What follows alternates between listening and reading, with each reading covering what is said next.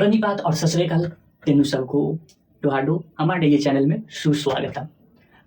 आप लोगों का जो अभी चल रहा है वो मैथमेटिक्स की दुनिया में हम लोग क्रॉस मल्टीप्लिकेशन नाम की चीज़ को पढ़ रहे थे। क्रॉस मल्टीप्लिकेशन जिसको CM मेथड के नाम से जानते हैं। तो उस मेथड में ये जो पीछे हमारे लिखे गए हैं बात को, वो आर्टिकल में देखिएगा कि हम लोग अभी तक बात किए थे कि ये कुछ x का कुछ वैल्यू और y का कुछ कहाँ गया, हाँ ये y का कुछ वैल्यू निकला था एग्जैक्टली।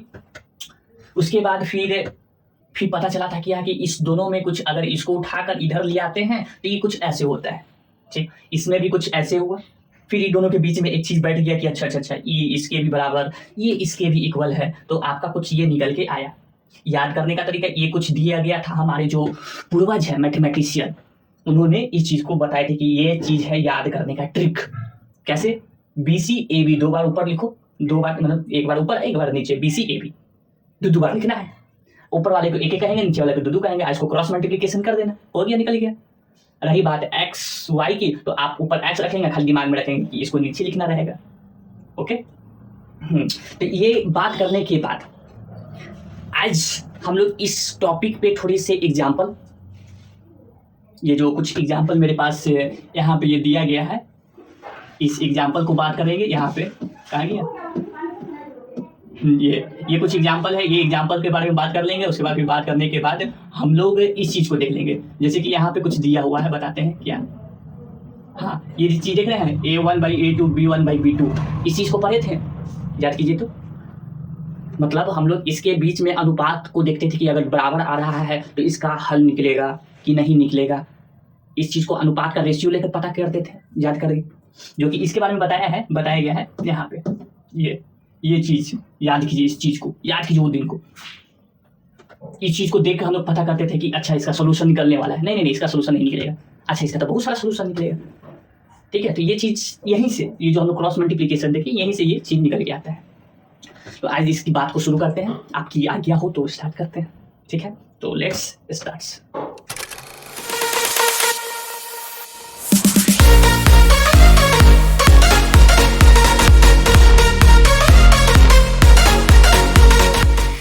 तो मेरे प्यारे साथियों, सब आप लोग आगे, अब हमारे और आपके बीच में बातें शुरू होने वाली है, ठीक है। तो आराम से बैठ जाएं और बातों को शुरू करते हैं। देखिए, बात यहाँ पर कुछ ये है कि मेरे पास कुछ उदाहरण है दिया हुआ, वो उदाहरण ये है,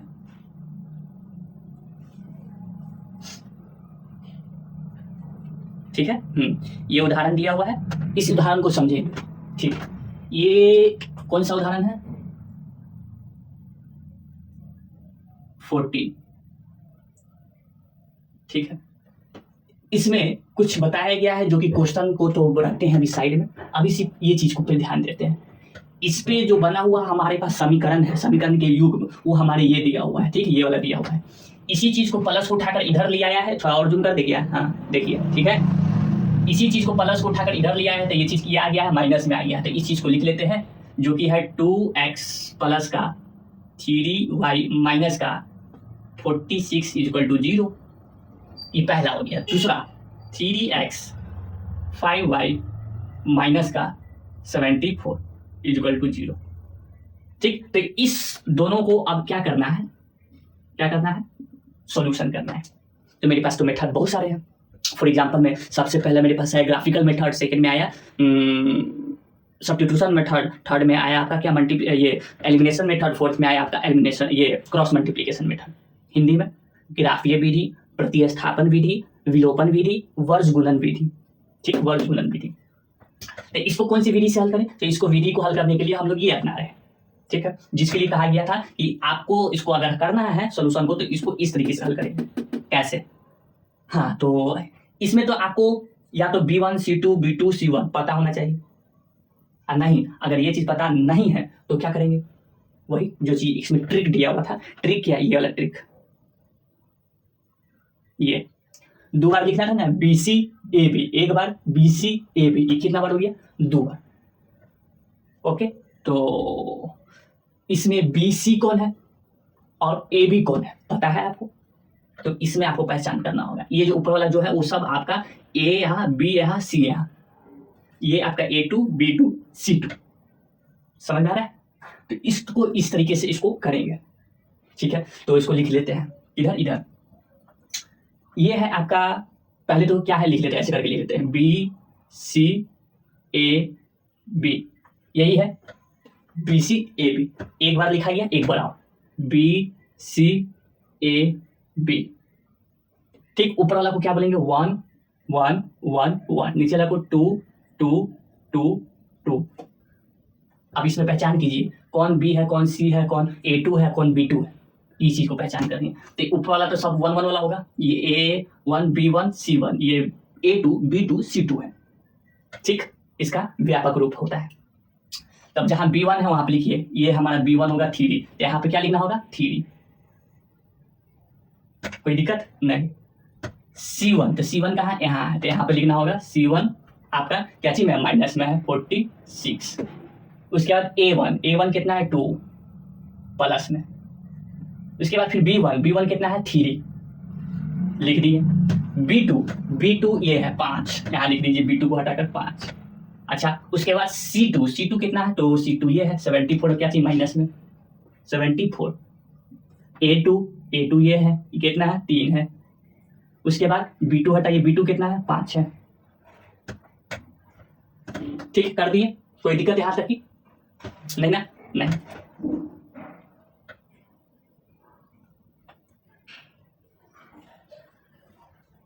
देखिए जैसे ही करने के लिए कहा था ऐसे कर दिए, ठीक। अब करने के बाद क्या है कि यहां पर देखिए ये वाला चीज होगा x, ये वाला चीज होगा y, और ये वाला चीज होगा क्या 1। क्यों? क्योंकि यही चीज ना ऊपर में दिया हुआ रहता है। हाँ, तो इसके कहने का मतलब ऊपर में ये लिखना है, इसको जो क्रॉस मल्टीप्लिकेशन करके लिखाएगा वो नीचे में, ठीक है। तो अब इस फॉर्मूले के तहत यहाँ पे अब लिखते हैं, इस पे क्या करते हैं, ढाल लेते हैं।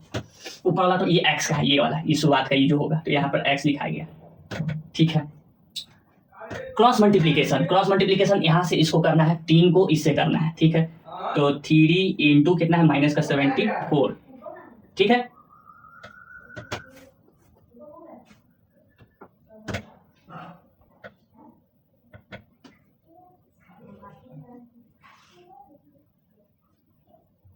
$74 हुआ। अब देखिए इसको क्या करना है, माइनस करना है, ठीक है। ये वाला हो गया, इसके बीच में हो गया, अब इसको इससे करना है, ठीक। तो 5 को इससे, तो 5 गुने माइनस का 46, चलिए ये हो गया। फिर बीच में क्या है, बराबर है, इक्वल लगाएंगे। y का है, तो यहाँ पर ये वाला चीज अब किसका आएगा, y का, तो यहाँ पे y लिखे। अब नीचे आइए, इसको इससे करना है, क्रॉस मल्टीप्लिकेशन, माइनस का 46 गुना करना है, माइनस का 46 को क्या चीज से 3 से कर दिए। फिर इन दोनों को गुना करने के बाद फिर इसको क्या करना होगा, घटाना रहता है, तो घटा दिए। माइनस का 74 इंटू इसको कितना से 2 से लिख दिए, ठीक बात है। अब किसकी बारी है, तो ये 1 की बारी है, 1 वाला, ठीक। इसको इससे करेंगे, 2 को कितना से 5 से, फिर घटाएंगे, ठीक। अब इसको इससे, 3 को 3 से, इतनी बात क्लियर। अब आगे की बात, ऊपर तो जैसे है वैसी रहेगा, x का x, नीचे में आइए, ये है गुना करने आता होगा, करिए। तो 4 तिया 12, 4 तिया कितना हो जाएगा 12, 2, फिर 17 की 21 और 1 22, सही है। 4 तिया 12, 17 की 21 और 1 22, वो भी क्या चीज में माइनस में। फिर क्या, बीच में तो माइनस है, ये माइनस है, ये फिर इसको इससे करेंगे, तो 5 6 25 30, 5 को 20 और 20 3 23, ये आया। लेकिन यहाँ पर देखिए ये माइनस में और ये क्या चीज में माइनस में, तो मिल के क्या हो जाएगा, प्लस हो जाएगा। चलिए इतनी बात ठीक। आ गया, y की बारी है, तो y ऊपर लिख दिए, नीचे में इसको इसे 6 तिया 18, 4 तिया 12 और 1 13, क्या चीज में है, माइनस में। इसको करेंगे माइनस, 4 दूना 8, 7 दूना 14, देखिए ये माइनस और ये माइनस मिलकर प्लस हो गया, ठीक है। आगे ऊपर 1, नीचे 5 दूना 10, माइनस 3 तिया 9, कोई दिक्कत नहीं। अब प्लस माइनस करने आता है तो प्लस माइनस इसको सीधा सीधा कर देते हैं। ऊपर में x, हाँ प्लस माइनस क्या होता है, माइनस होता है, तो घटाइए। 230 है, 230 में कितना घटाना है, 222, जीरो में से 2 नहीं जा सकता है, तो 8 होगा यहाँ पर, ठीक है, यहाँ पे कितना है, 2 में से 2 गया तो 0, फिर 2 में से 2 गया तो 0। यहाँ पर कितना बचा, x/8 इज इक्वल टू, इधर कितना है, y है, इधर को अब करें 8 में से 8 गया तो 0, ठीक है, 4 में से 3 गया तो बचा 1, 10, और 1 में से 1 गया तो 0। चलिए ठीक है, ये हो गया, लेकिन प्लस ही में आएगा, इधर आ रही है, ऊपर 1, नीचे कितना, 10 में से 9 गया तो बचा 1, ऐसे आया, ठीक है। अब एक चीज देखिए, ये जो x/8 है इसके भी इक्वल है, y/10 जो है ये इसके भी बराबर है। तो अब इसको सेपरेट में अलग अलग कर लें, कैसे, कुछ इस प्रकार से देखिए, x/8 ये बराबर है 1/1 के, ठीक, फिर y/10 ये बराबर है 1/1 के। तो इसको क्रॉस मल्टीप्लीकेशन करेंगे तो आएगा क्या, x इज इक्वल टू 8, इधर क्या आएगा, y इज इक्वल टू 10, ठीक है। इसको इससे किए तो y, इसको इससे किए तो 10, ये आपका निकल के आया x और ये निकल के आया आपका y। कौन सी मेथड से, तो CM मेथड से, ठीक है। तो ऐसे पूरे करना पड़ता है हम लोगों को क्रॉस मल्टीप्लीकेशन में, ठीक है। इसमें थोड़ा हो सकता है कि शुरुआती दौर में लगेगा कि इससे अच्छा तो एलिमिनेशन मेथड था, यानी कि विलोपन विधि था वर्ग गुणन मेथड से, लेकिन शुरुआती दौर में धीरे धीरे समझ में आएगा, धीरे धीरे। यहाँ पे जो शुरुआती दौर में ऐसे किए हैं, इस चीज को आप लोग दिमाग में भी कर सकते हैं। कैसे, दिमाग में कैसे कर सकते हैं, तो यहाँ पे क्या लिखाता है, BCAB लिखाता है, तो इसको दिमाग में रखना होगा, दिमाग में रखते हुए यहीं पे आपको कर लेना है। इसको ऐसे कर यहाँ पे जो ऐसे किए हैं, ऐसे जो किए हैं, इसको बिना किए हुए इसको ऐसे में ला सकते हैं, लेकिन इसके लिए क्या चाहिए, तो प्रैक्टिस, यानी कि अभ्यास। जब तक अभ्यास नहीं तब तक प्रयास नहीं, समझे। तो ये था आपका CM मेथड के बारे में, ठीक है। इसमें और एक विषय के बारे में बात करना है। क्या विषय के बारे में बात करना है, कि इस चीज को बनाने से पहले हम लोग ये जरूर जांच करेंगे, ये 3 बातें, A1/A2 is equal to B1/B2 is equal to C1/C2। ये वाली चीज कहीं पढ़े थे, इस अनुपात को कहीं पढ़े थे, याद कीजिए तो कहीं तो पढ़े हैं, हाँ पढ़े तो है, वो कहाँ से निकल के आता है, तो वो यहीं से निकल के आता है, इसी चीज से, ठीक है। तो इस चीज को ध्यान दें। एक चीज और था, A1/A2 is equal to not B1/B2, ये भी कहीं पढ़े थे, इसी चैप्टर में पढ़े थे, बिल्कुल। अच्छा, और भी पढ़े थे क्या, हाँ बिल्कुल पढ़े थे। वो क्या पढ़े थे, A1/A2 is equal to B1/B2 is equal to not C1/C2, ये भी पढ़े थे, इस बात को भी पढ़े थे।